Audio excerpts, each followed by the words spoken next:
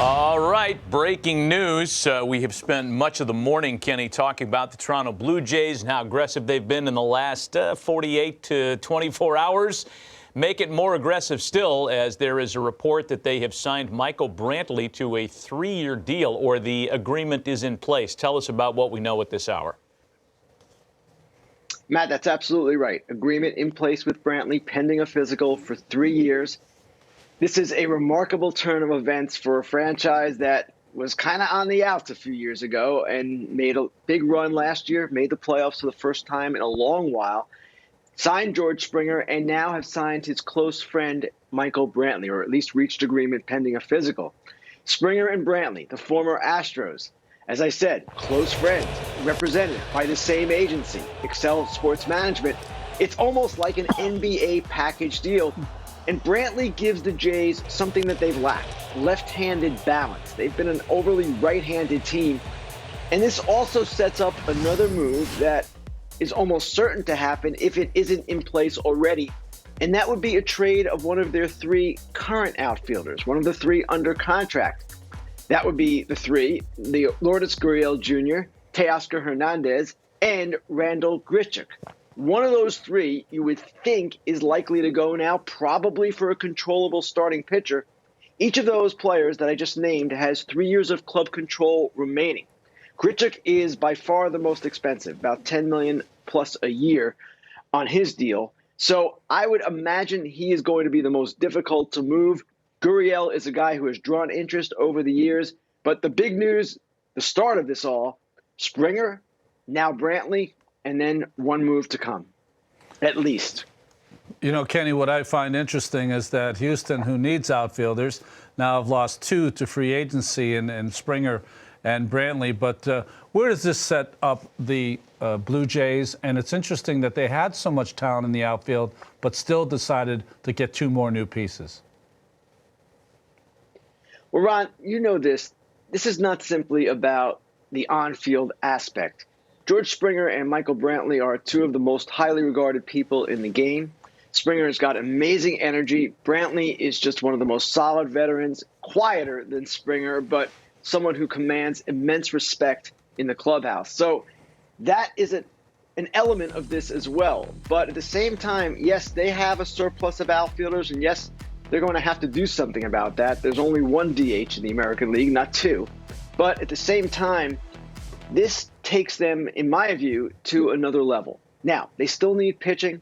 We'll have to see if Vlad Guerrero Jr. can play third base. He has slimmed down remarkably, if you've seen the photos on social media. They have some things to do still, even with the additions of Chatwood and Yates, and now Springer and Brantley. But they are uniquely positioned to make a few more moves, and maybe they get the starting pitcher that they need through what I just mentioned previously, the trade of one of the 3 current outfielders. So big picture now in the AL East, and the Jays were in hot pursuit of DJ LeMahieu before he decided to re-up and stay a Yankee so they'd get the next best contact guy on the market. Here are some of the moves. Man, have they been busy of late, recently for sure, with Yates, Springer, talking about that earlier this morning, deals that were signed yesterday, and now the discussion of Michael Brantley being added, and they are in agreement on a 3-year deal. Financial terms not yet to be disclosed. I'm sure we'll learn about that as the day progresses.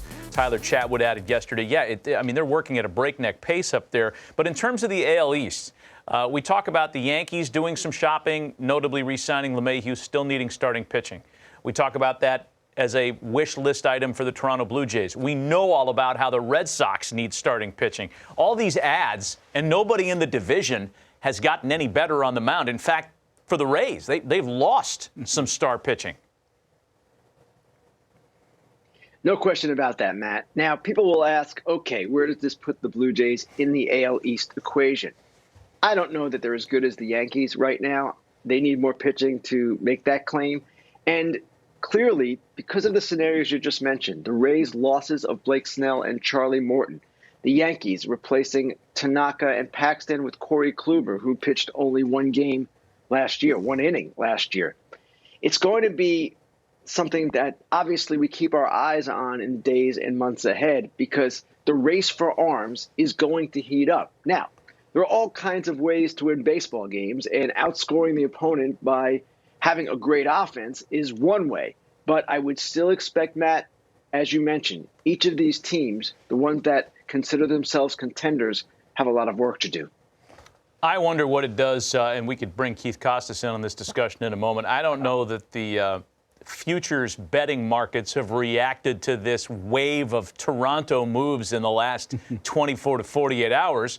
But if you consider the Yankees favorites in the AL East, where does that put the Toronto Blue Jays in your mind as a fan? Are they every bit as good, or are they still looking up at the Bombers? I still think they're looking up, but not maybe not from the bottom rung. They're looking up pretty close at the Bombers now. I think, to me, I don't know if Kenny and Keith have any thought on this, but until Bauer falls, it seems like every team is waiting until that domino falls, and then they're going to go out with a glut of starting pitching out there and start to bargain shop. Yeah, Kenny, specifically, do these deals put the Blue Jays off of the Trevor Bauer market now, or is there more money to spend somehow?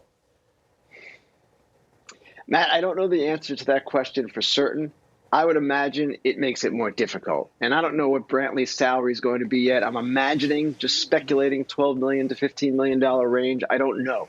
But between that and Springer, I just don't see them spending $30 million annually on Trevor Bauer for whatever the length of contract might be. Now, could be wrong. And one thing that we see in the offseason, as we see at the trade deadline, things that happen, or things certainly do happen, that will make your head spin. So I don't rule it out, but at this point, I would say that is not a likelihood. One thing to watch with Bauer would be the Dodgers. One team to watch. And the reason I say that, on a short deal, the kind that the Dodgers favor, this might make some sense for them. He's talked a lot about the short deal being something that he'd be open to, and Ken Rosenthal has talked a lot about how the Blue Jays seem to spend money in waves. They have these cycles in their franchise history where they're writing a lot of checks, and they are right in the middle of one of their biggest spending cycles in franchise history. Kenny, thanks. Wow, big story. Honestly, after the Springer thing, I didn't think that the Brantley I get it. They're friends, same age, and I just didn't think it was going to happen, but they have proven us wrong, and he's going to Toronto. White Sox, Mets, Blue Jays, Padres. They've been playing. Yeah, they have.